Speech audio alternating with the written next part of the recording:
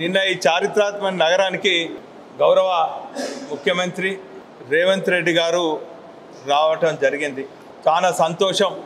వారు ఒక ప్రైవేట్ ఆసుపత్రి ప్రారంభోత్సవానికి వచ్చినప్పటికీ గతంలో తెలంగాణ రాష్ట్ర తొలి ముఖ్యమంత్రి కేసీఆర్ గారు శంకుస్థాపన చేసినటువంటి కొన్ని పనులు పూర్తయినటువంటి అనేక కార్యక్రమాలను కూడా వారు పరిశీలించడం చాలా సంతోషం. అందులో భాగంగా గతంలో వరంగల్కే కాదు తెలంగాణ రాష్ట్రానికి గుండెకాయ లాంటి ఆజంజాయ్ మిల్స్ ప్రత్యక్షంగా 10,000 మందికి, పరోక్షంగా 20,000 మందికి ఉద్యోగ ఉపాధి కల్పిస్తున్న ఆజంజాయ్ మిల్స్ గతంలో కాంగ్రెస్ ప్రభుత్వం దాన్ని మూసేస్తే తెలుగుదేశం ప్రభుత్వం సమైక్య రాష్ట్రంలో మిషనరీ కూడా అమ్ముకోవడం జరిగింది. యావత్ తెలంగాణ రైతాంగం, తెలంగాణ ప్రజలు, వరంగల్ జిల్లా ప్రజలందరూ కూడా ఎంతో బాధపడ్డారు, దుఃఖ సముద్రంలో మునిగిండ్రు. కానీ తెలంగాణ రాష్ట్రం ఏర్పడిన తర్వాత కేసీఆర్ గారు తిరిగి ఈ చారిత్రాత్మకమైన వరంగల్ జిల్లాకు పూర్వవైభవం తేవాలని చెప్పి దేశంలో అంతర్జాతీయంగా దేశంలో ఉన్నటువంటి టెక్స్టైల్ పార్క్స్కే కాదు అంతర్జాతీయంగా గుర్తింపు ఉన్నటువంటి అనేక టెక్స్టైల్ పార్కులను కూడా తీసుకురావడం జరిగింది. ఆ స్థల సేకరణలో అప్పుడు ఉన్నటువంటి శాసనసభ్యులు ధర్మారెడ్డి గారు కూడా ఎంతో కృషి చేసిండ్రు. వాటి గురించి వారు వివరిస్తారు.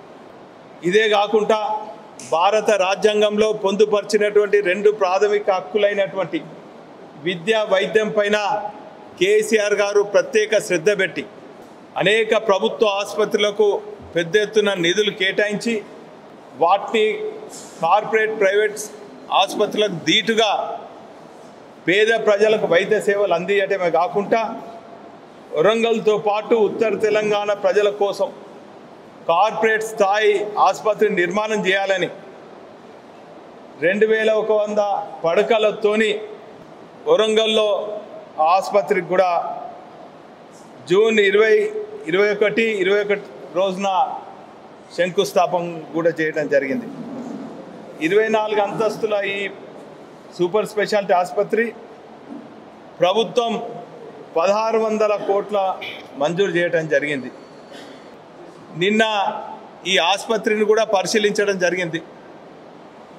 కానీ కేవలం మొక్కుబడిగా 4-5 నిమిషాలు అక్కడ పనిచేస్తున్నాడు కాంట్రాక్టర్లను బెదిరించడమో లేక గత ప్రభుత్వాలు ఏ పని చేసినా కూడా వంకలు పెట్టడమో తెల్ల కాగితం మీద నల్ల మచ్చ చూపెట్టడమో ఇటువంటి శోధించి సాధించినట్టు కొండను తవ్వి ఎలుకని పట్టినట్టు అనేక ఆరోపణలు చేస్తూ కేవలం 3-4 నిమిషాలు గడిపింది.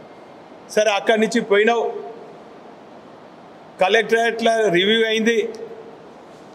బ్రహ్మాండంగా నిర్మాణం చేపట్టినటువంటి కలెక్టరేట్ బ్రహ్మాండంగా అన్ని ఇంటిగ్రేటెడ్ అన్ని శాఖల్లో యావత్ ప్రజానికం అటు ఇటు తిరగకుండా అన్ని రకాలుగా సౌకర్యాలు కల్పించినటువంటి ఇంటిగ్రేటెడ్ కలెక్టరేట్లో నువ్వు సమీక్ష జరిపినావు.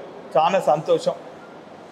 ఆ కలెక్టరేట్ను కనీసం అంత బ్రహ్మాండంగా నిర్మాణం చేపట్టినటువంటి కలెక్టరేట్ను కూడా నువ్వు ఈ ఒక్క నిమిషం కూడా ఒక మాట కూడా మెరుగైనటువంటి సేవలు అందిస్తుందని చెప్పకపోవటం నీ అవివేకంగా ప్రజలు భావిస్తున్నారు. ఈరోజు గత ప్రభుత్వాలు అంటే సమైక్య రాష్ట్రంలో ఏలినటువంటి ప్రభుత్వాలు అది టీడీపీ అయితేనేమి, కాంగ్రెస్ అయితేనేమి, గతంలో ఈ నగరాన్ని కార్పొరేషన్లో పాలించినటువంటి బీజేపీ అయితేనేమి, టీడీపీ అయితేంది, కాంగ్రెస్ అయితేనేమి సరైన దూరదృష్టి లేక వర్షం వస్తే లోతట్టు ప్రాంతాలన్నీ కూడా మునిగినటువంటి పరిస్థితి. దానికి సంబంధించి 2020లో ఈ నగరాన్ని పెద్ద ఎత్తున వరదలు వచ్చి లోతట్టు ప్రాంతాలన్నీ కూడా ముంపుకు గురైతే ఒక బాధ్యత ఉన్న ప్రజాప్రతినిధులుగా మేము కేటీఆర్ గారి దృష్టి తీసుకెళ్తే తక్షణం ఆ లోతట్టు ప్రాంతాలన్నీ కూడా చూసి 25 కోట్లు మంజూరు చేసినటువంటి విషయాన్ని ఈ సందర్భంగా గుర్తు చేస్తున్నాం. అదే కాకుండా గతంలో పేదవాళ్ళు నివసించేదానికి సమ్మయ్య నగర్, అదేవిధంగా టీవీ టవర్ కాలనీ, అనేక కాలనీలు ముంపు వస్తుంటే ఆ ప్రాంతాలు ముంపుకు గురి కావద్దని చెప్తే దానికి కూడా 75 కోట్లు మంజూరు చేసినటువంటి విషయాన్ని ఈ సందర్భంగా గుర్తు చేస్తున్నాం. ఇదే కాకుండా 2023లో వీటన్నిటికి కూడా శాశ్వతంగా పరిష్కారం కనుగొనాలని చెప్పి ఒక డిపిఆర్ తయారు చేసి ఆనాటి ప్రభుత్వం కేసీఆర్ గారికి కేటీఆర్ గారికి సమర్పిస్తే 250 కోట్లు మంజూరు చేసినటువంటి విషయాన్ని కూడా ఈ సందర్భంగా తెలియజేస్తున్నారు.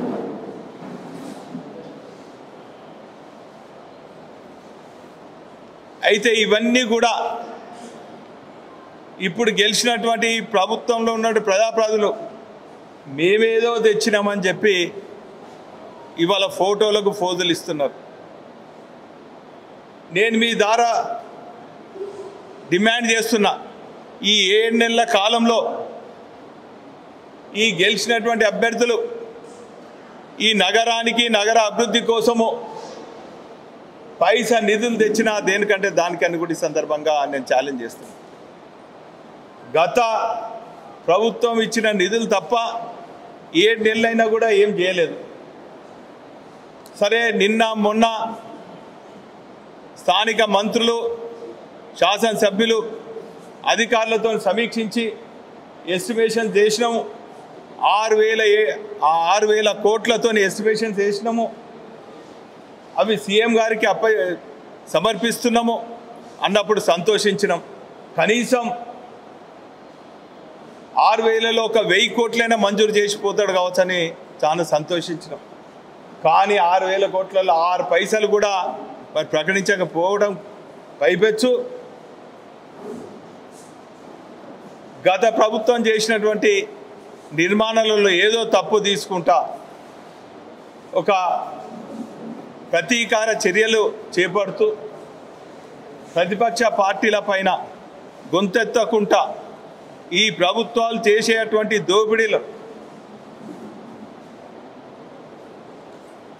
ప్రశ్నించకుండా ఎదురుదాడి చేస్తున్నటువంటి చర్యలను ప్రజలు గమనిస్తున్నారు. ప్రజాస్వామ్యంలో గెలిపోవడం సహజం, కానీ మేము గెలిచినా ప్రజల పక్షాన ఉన్నాం, ఓడినా ప్రజల సమస్యలను ప్రభుత్వం దృష్టికి ఖచ్చితంగా మీరు మా పైన ఎంత నిర్బంధం మోపినా, ఎన్ని అవస్థలు మోపినా, ఎన్ని మా పైన అక్రమ కేసులు మోపినా ఖచ్చితంగా ప్రశ్నిస్తూనే ఉంటామని కూడా ఈ సందర్భంగా తెలియజేస్తున్నాం. నిన్న మా విద్యార్థుల పైన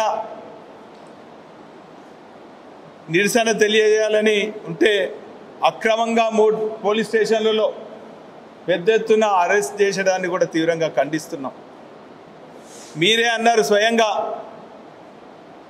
మేము ఎవరు వచ్చినా కూడా వారి సమస్యలను సానుకూలంగా వింటాం, సమయం కేటాయిస్తాం, ఆ వినతి పత్రాలు తీసుకుంటామని చెప్పారు. కానీ నిన్న సామాన్యుది కాదు కదా, ప్రజాప్రతినిధుల సమస్యలు కూడా వినకుండా మీరు మీ హడావుడి చూస్తుంటే పేదల కోసం నిర్మాణం చేపట్టిన ఆసుపత్రి పైన ప్రేమ లేదు. కానీ కార్పొరేట్ ఆసుపత్రి ప్రారంభోత్సవానికి వచ్చినాం, దానికే మీరు టైం కేటాయించారు అన్నది ప్రజల్లో అర్థమైంది. కనీసం కలెక్టర్ ఆఫీస్లోనే మీరు సమీక్షా సమావేశం పెట్టి అక్కడ ప్రెస్ మీట్ పెడతారనుకొని మా ప్రెస్ మిత్రులు అనుకున్నారు.